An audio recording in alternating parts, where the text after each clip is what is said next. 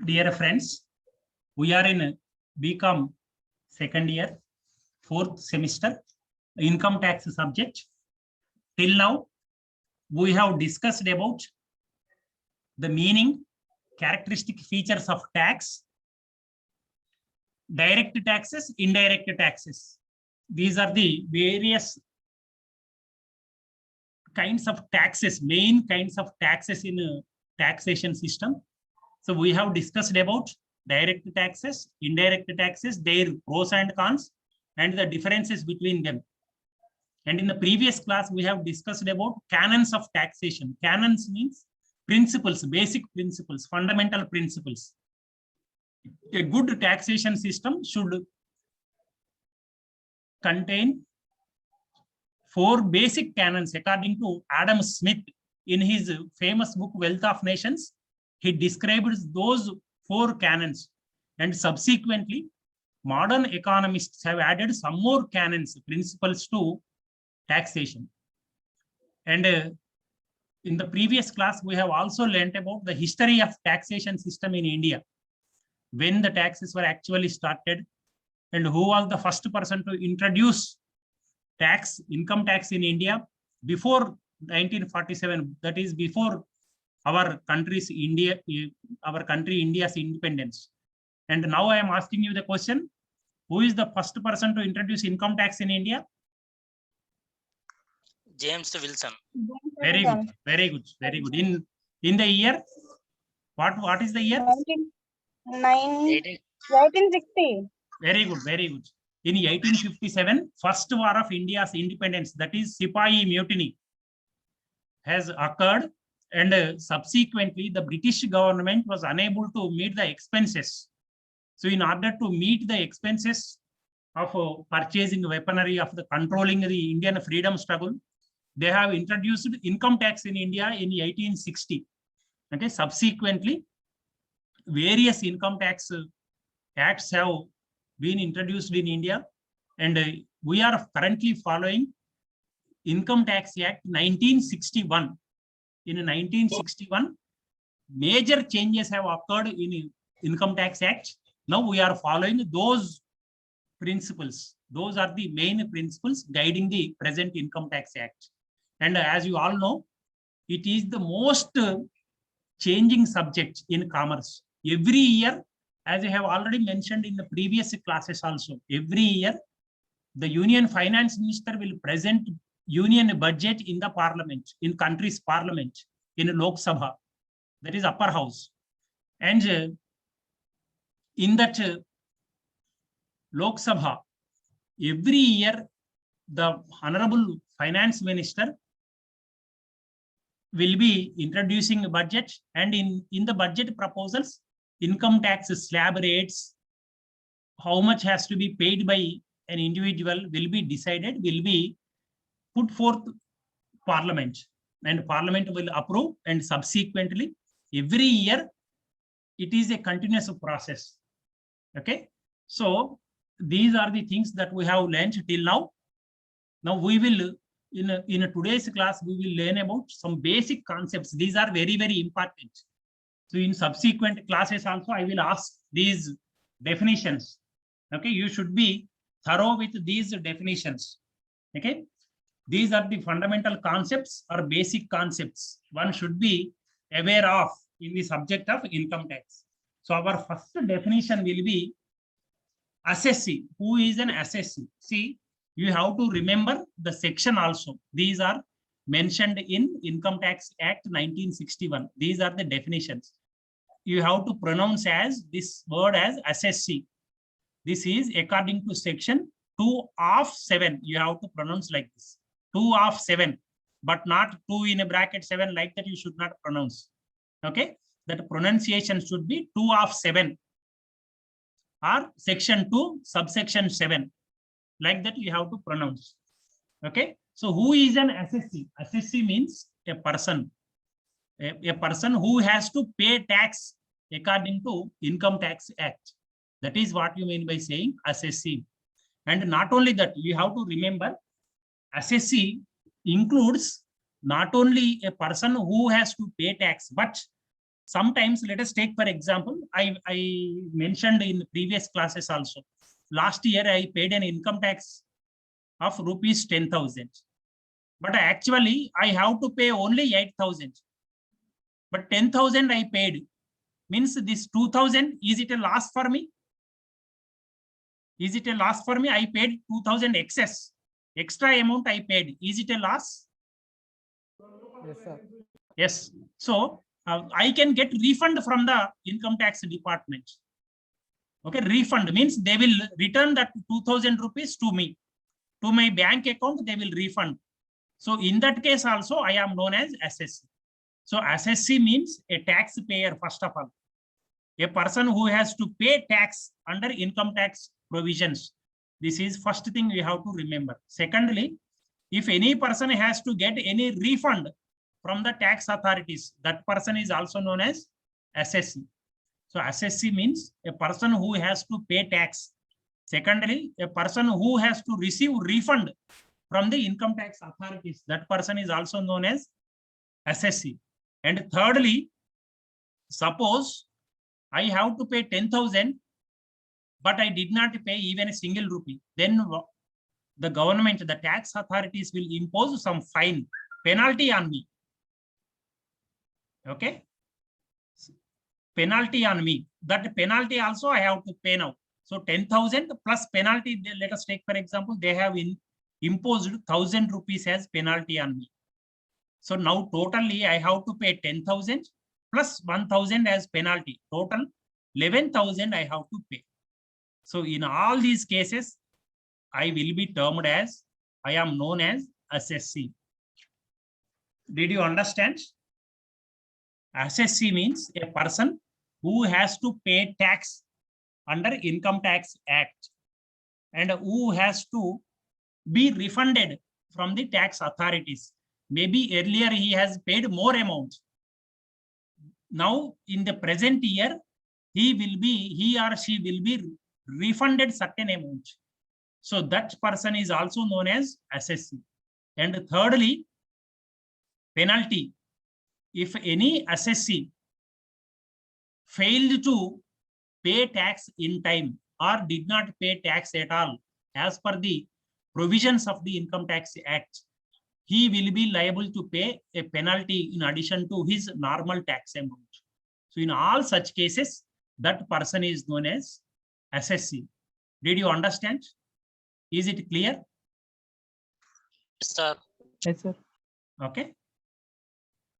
So whatever I mentioned, that only in sentences it will be here. You can see assessee is an individual who is liable to pay taxes for the income earned by him for a particular financial year. Okay. Each and every individual who has paid taxes in preceding years against the income earned or losses incurred by him is liable to make payments to the government in the form of tax. Any individual who is supposed to make payments to the government in the form of interest or penalty, or anybody who is entitled to tax refund under the Income Tax IT Act, means Income Tax Act, is an assessee. All such individuals are grouped under the category of normal assessee. Did you understand? See, these 3 points came. You see, first of all, so who is liable to make payments to the government in the form of tax. This is first thing I told. Okay. Secondly, penalty. If a person has to pay penalty, that person is also known as assessee. Not only penalty, you have to include interest also. Suppose I have to pay 10,000 by March, but I paid in the month of May. So 2 months I made a delay in my payments. So I have to pay interest for that amount. Okay, suppose in your college also like that only. See, examination fees date will be given. If late fees you want to make, means some additional penalty will be levied on you.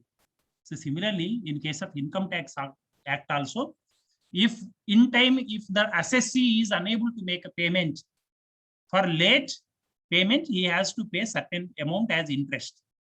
And still, if he is not able to follow the procedures, he will be levied penalty on his tax.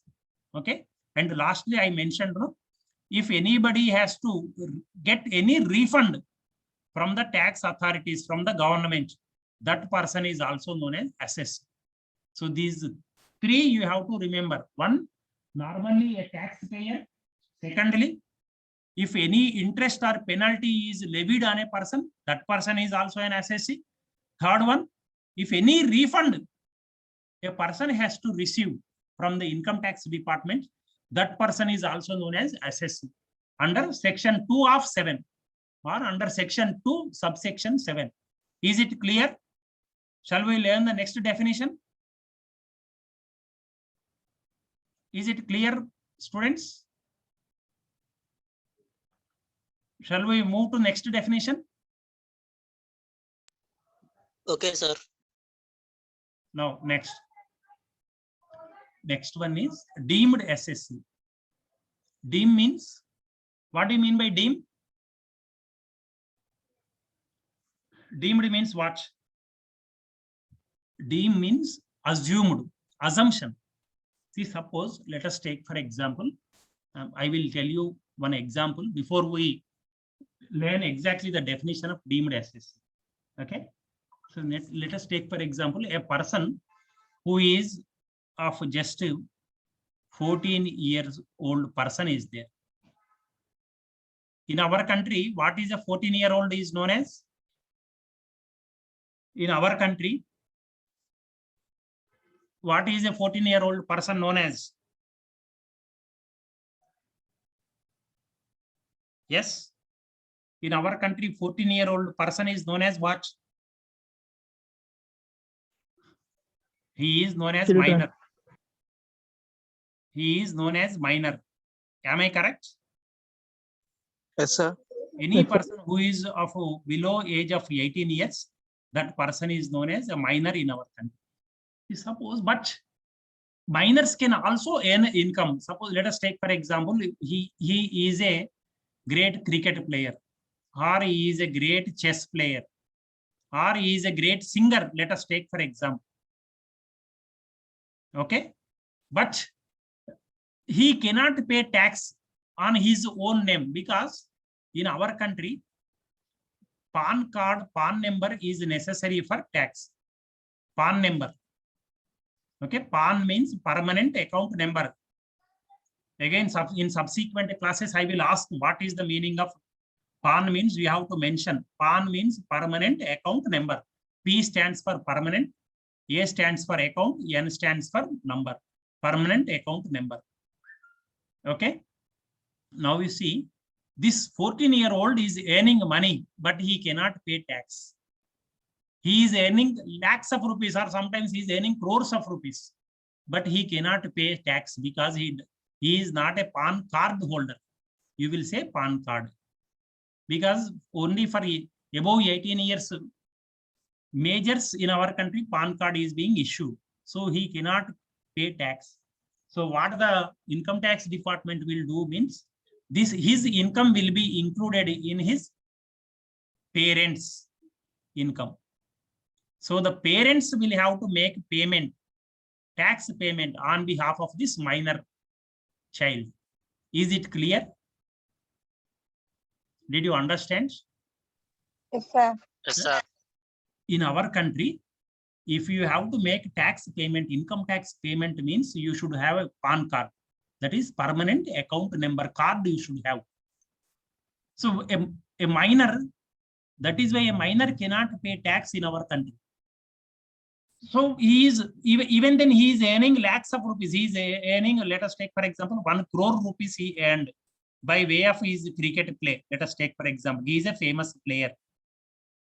Then the government, will the government collect a tax from him? Yes, the government will collect. How? See, his income will be included in his parents' income. Again, another question will come. This you have to remember properly. In competitive examinations also, this question may be asked. Listen carefully. I am explaining this concept. See, he is a minor child whose age is 14 years only. Let us take for example. Okay. So here parents are there. he is father, and she is, who is she? Who is she? Mother. Mother. Mother. Very good. Okay, now you see, he is earning every year 1 crore rupees, but he cannot pay tax because he does not have PAN card. So his parents see, father is earning 5 lakh rupees per year, whereas mother is earning 8 lakh rupees per year. Mother is earning 8 lakh rupees per year. Father is earning 5 lakh rupees per year. This child's income has to be included in parents' income. In whose income the government will include? You please tell me. Any guess whether this income will be included in father's income or mother's income? Where this income will be included? In whose income they have to add? Father, son. Mother, sir. Mother, sir. Why mother? Why mother? Why not father? And why father? Why not mother? That is my question. Nominee ఉండాలి కదా sir. Now, who is nominee? His mother. Son అయితే father ఉంటారు sir, mother అయితే sister ఉంటారు. Okay, so you are thinking that if the child happens to be a daughter, this income will be included in mother's income. You are saying like that, okay? That is your assumption. So now let us take for example, this is a girl child. So girl child's income should be included in mother's income, and boy child's income should be included in his father's income. Okay. Yes. That is wrong. See, according to income tax rules, a child's income should be included in the parents' income whose income is more. Okay, in that parents' income you have to include. See, father is earning 5 lakh rupees, mother is earning 8 lakh rupees. Whose income is more? Mother's income is more. So you have to include that in mother's income. That is what law says. Did you understand? A minor's income should be included in that parent's income whose income is more. In our case, mother's income is more, father's income is less. So in mother's income, you have to add that amount. And mother is liable to pay tax. Did you understand? Is it clear? Yes, sir. Very good. Now you see. So see here actually, mother is paying a tax for whom? Her son, she is paying the tax. So in such a case, she is known as deemed assessee. Means she is assumed to be paying a tax for her son. Okay, deemed means assumed. She has a responsibility to pay tax for her child's income, for her minor's son's income. Okay. Similarly, so this is what you mean by saying deemed assessee. So normally, assessee has to pay. Assessee is supposed to pay tax only on his income. But in certain cases, assessee is also supposed to make payments on behalf of others. So what are those others? Who are those others means? This is the first thing. Our example is the first example. This is minor. Minor's income should be included in parent's income, and parent is known as deemed assessee. Okay. So this is first case. Minor's income should be included in parents' income. The parent will pay tax. And secondly, you know trust. What is trust? What is trust? Namakam, sir. Okay, trust. Very good. Trust means faith. Very good. But see, in order to help persons in the society, or animals in the society, or birds in the society, certain charitable trusts will be established. Do you know it? Yes, sir. charitable trust. See, Tirumala Tirupati Devasthanam charitable trust, or any church charitable trust, or any mosque charitable trust. Various trusts will be there. They will be providing service in the society. Okay. So similarly, for every trust, there will be a trustee. Trustee means just like a manager. He will maintain all the accounts of the trust. What is the expenditure of the trust? What is the income of the trust? He will note down everything. He will manage the affairs of the trust. Okay. So on behalf of trust is not a person. It is an organization. So it cannot pay tax. So on the trust's behalf, trustee will have to pay tax. Trustee will maintain records and he will submit his returns to the trust's returns to the income tax department, and he is deemed assessee of a trust. Okay. So firstly, minors' parents are deemed assessees. A trustee is a deemed assessee. Okay. Next, third one. Deceased person. What do you mean by deceased person?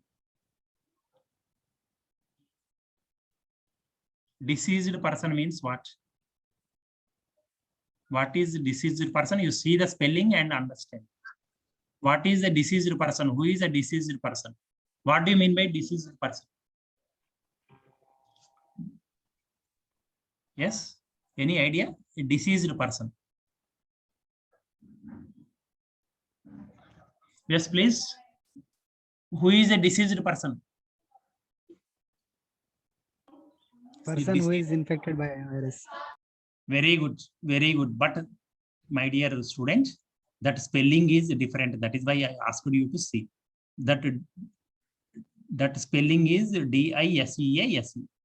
Disease means a person who is infected by a disease, by any virus, or a person who is infected by a virus or fungus or any other type of ailments, physical ailments. Okay. But disease, the spelling, same pronunciation for D-I-S-E-A-S-E, D-E-C-E-A-S-E. Deceased means a dead person. Dead person. Can a dead person pay tax? He cannot pay tax. No, sir. No, he cannot pay tax. So suppose if financial year begins in April and it ends in March. April 1st to March 31st, a financial year is going to be in force. Suppose a person died in the month of September because of COVID. Let us take for example. But up to September, he has earned 10 lakh rupees. He died. He cannot pay tax now. He will not be reborn. He will not be born again to pay his tax to the government. Then who has to pay? His wife or his sons or his daughters have the responsibility to pay tax. So a deceased person's legal heir, we will say. Legal heir. Okay. So on behalf of that person, the legal heirs have to pay tax to the government. Legal heir means a dead person's wife or a husband, as the case may be, or sons or daughters, like that. Those are known as legal heirs. They have the responsibility to pay the tax now. So they are deemed assessees now. Okay. So in case of minors, parents are deemed assessees. In case of trust, trustee has to pay tax. In case of a deceased person, legal heir has to pay tax. Okay. Next, fourth one.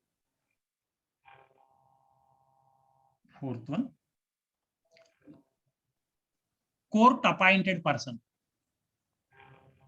See, in certain cases, court will appoint certain persons to take control of a organization. In certain cases, suppose an organization has been set up to produce certain things. Let us take, for example, to produce children's playing guns. Let us take, for example, a company has been established to produce children's guns in case of Diwali celebrations or in any other celebration, just like kids, what you can play guns with which the children will play.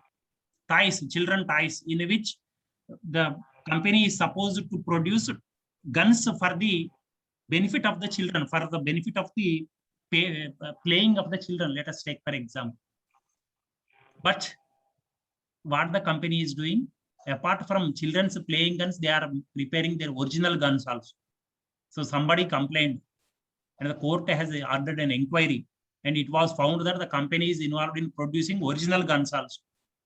So then what the court will do is, the court will suspend the director, will close its affairs, and a person will be appointed to take care of the company's proceedings. Okay. So in that financial year, whatever the company has earned, the court appointed person has the responsibility to pay tax for that company. Okay. Did you understand? Court in certain cases will appoint certain individuals to take care of affairs of a company. So actually this for your easy understanding I mentioned. Actually in subsequent classes I will mention that, but for the time being what you remember is court receiver. You remember court receiver means he will receive a statement of company's assets, he will receive a statement of company's liabilities, okay, and he will sell the company's assets and to pay the company's liabilities. That is what you mean by saying receiver, company's receiver. So in certain cases, court will appoint receiver to a company, and the receiver is responsible to pay tax to the income tax department. Okay. So in that case also, the receiver, court appointed receiver is known as a deemed assessee. The company will not pay. The receiver, court appointed receiver is liable to pay tax. Okay. No, fifthly, and most probably this is the last one, agent. What do you mean by agent? Agent means, agent means a person who acts for another person, who is a broker. Okay. Original person will be somewhere else. On behalf of him, agents will act. So in certain cases, see, Indians not only live in our country, but they go to foreign countries also. So they are known as NRIs, non-resident Indians. Some Indians will settle in foreign countries. Some will live as only NRIs, non-resident Indians. Okay, they will also earn money, and they are also supposed to pay tax. But to India, they cannot come and they cannot pay tax.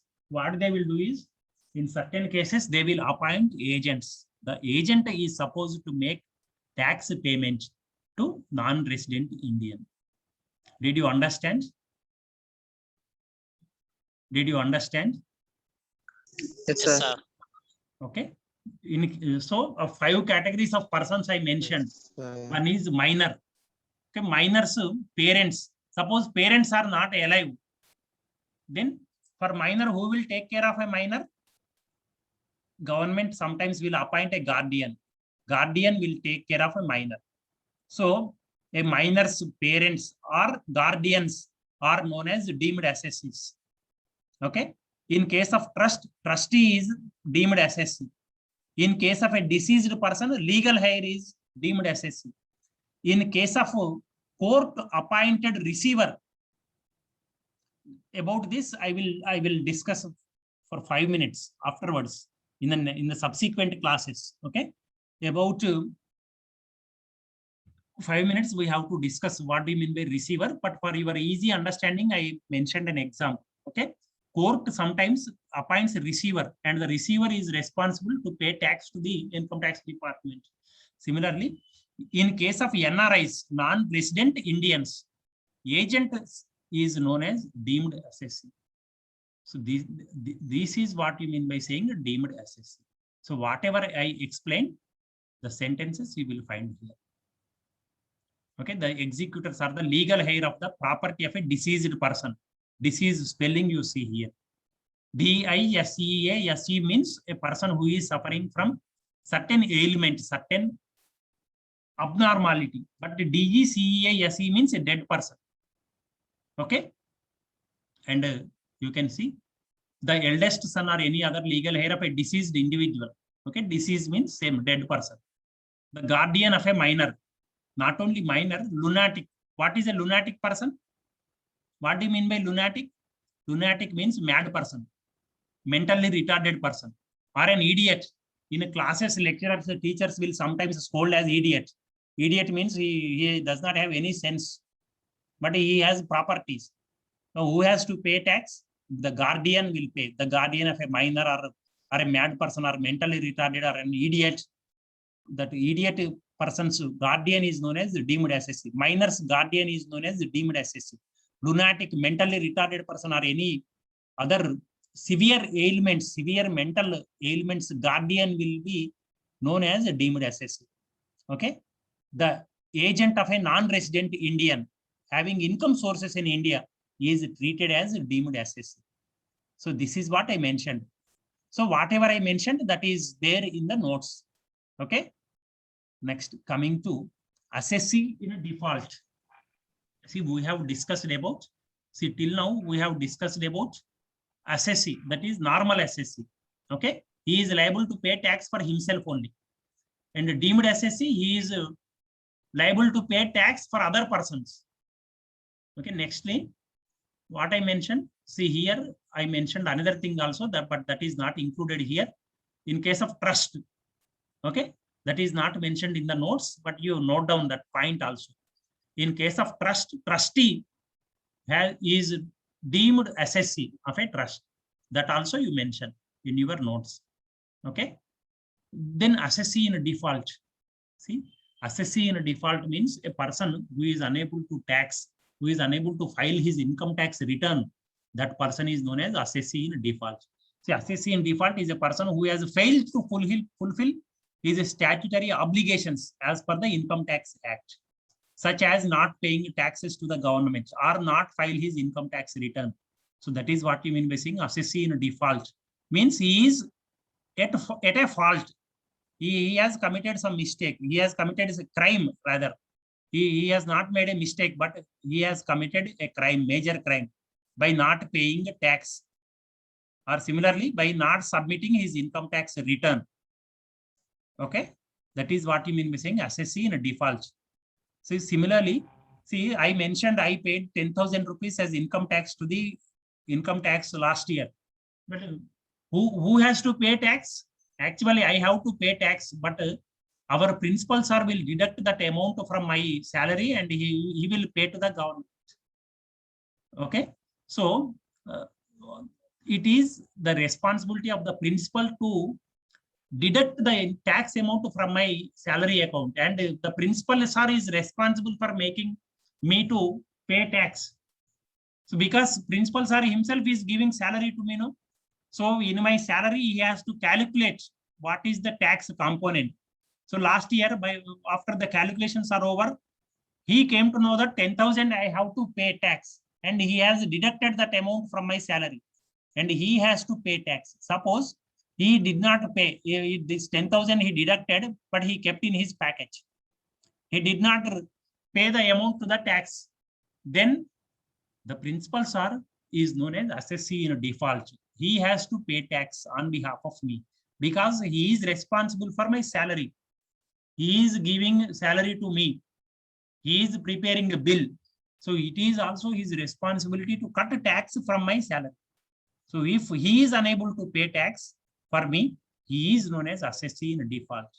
He is liable to pay tax. Okay, so he is considered as assessee in default. The income tax department will issue notice to the principal sir. Okay, so in assessee, three kinds of assessees you have to remember. One is normal assessee. Second one is deemed assessee. Third one is assessee in default. Normal assessee means a person who is liable to pay tax for his income only. And secondly, he is liable to pay interest or he is liable to pay any penalty. And thirdly, if income tax department has to return or refund any amount to a taxpayer, that person is known as assessee. And secondly, we discussed about deemed assessee today. Deemed assessee means in 5 categories we have described deemed SSC. One is minor's guardian. Secondly, trustee.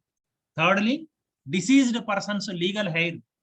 Fourthly, official receiver appointed by court. And fifthly, for non-resident Indian agent. These are the 5 deemed SSCs I mentioned. Okay.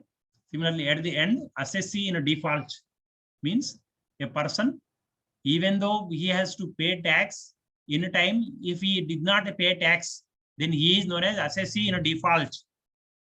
The employer has to deduct tax from me or from the taxpayer and has to remit the amount to the income tax authorities. If he does not do it, he is SSC in a default. He is considered as SSC in a default. So these are the concepts that we have learned today. So what we have learned today, see, I am going back to the syllabus once. We will, what are the topics, whether we are discussing in serial order only or not, we will check once. Okay. See, now you can see the syllabus. See, firstly, direct and indirect taxes we have discussed. Canons of taxation we discussed. Features and history of income tax in India we discussed. Definition and basic concepts of income tax. SSC we have discussed. Deemed SSC we have discussed. SSC in default we have discussed. These are the subsequent topics that we will discuss in our next class. Is it clear? Am I clear to you? Yes, sir. Okay, please finish the notes. Okay, Okay, sir. you pause the video and finish the notes, complete the notes. How many of you are writing notes? How many of you are writing notes? Nobody is writing? Raised hand, Vishwateja. 3 participants raised hand. Very good. Very good. Thank you very much, dear friends. Again,